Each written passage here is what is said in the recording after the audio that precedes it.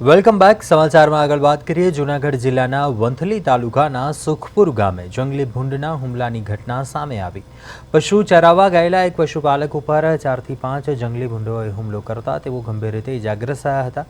કાનાભાઈ બચુભાઈ બારૈયા પોતાના પશુ ચરાવી રહ્યા હતા ત્યારે અચાનક જંગલી ભૂંડના ટોળાએ હુમલો કર્યો હતો અને હુમલામાં ઇજાગ્રસ્ત બનેલા પશુપાલકને સારવાર માટે જૂનાગઢ સિવિલ હોસ્પિટલ ખસેડાયો છે. ઘટનાની જાણ થતાં વન વિભાગની ટીમ દોડી આવી હતી અને નિવેદન નોંધવાની કાર્યવાહી હાથ ધરી છે. સ્થાનિકોનો આક્ષેપ છે કે વિસ્તારમાં જંગલી ભૂંડનો આતંક વારંવાર જોવા મળે છે અને ટોળા દ્વારા પાકને પણ ભારે નુકસાન પહોંચાડવામાં આવે છે. ગ્રામજનોએ વન વિભાગ પાસે યોગ્ય કડક પગલાં લેવાની માંગ ઉઠાવી છે.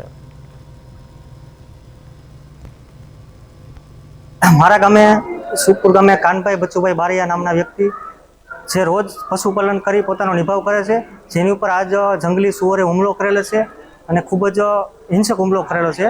તો વારંવાર અમારા સુખપુર ગામે હિંસક પ્રાણીઓનો હુમલો અવારનવાર થતો રહે છે, જેનું માત્ર ને માત્ર એક જ કારણ છે કે સુખપુર ગામે જે જંગલી જે બાવળોની કે જે કાઈટ વધી ગઈ છે તે કાઈટને લીધે બને છે. આ જે કાઈટનું કટિંગ સુખપુર ગ્રામ પંચાયત દ્વારા જે તે સમયે હાથ ધરેલું ત્યારે અમુક વિઘ્ન સંતોષી માણસો દ્વારા જે કટિંગ બંધ કરાવેલ છે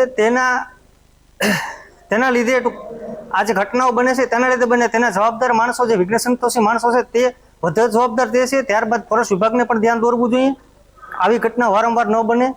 તેમજ જે સુવરે હુમલો કર્યો છે તે સુવર હડકાયું છે કે સામાન્ય છે તેની પણ તપાસ થવી જોઈએ. જો તે હડકાયું હોય તો તેને તાત્કાલિક ધોરણે પકડ થવી જોઈએ અને પકડવું જોઈએ, તેવી અમારી સુખપુર ગામ. હું ભેહું સારતો હતો અને ભૂંડ આવી મને પસાડી દીધો વાંસ અને હાથમાં લાગ્યું છે એક ભાગમાં અને માથા માર્યા છે. જંગલ ભૂંડ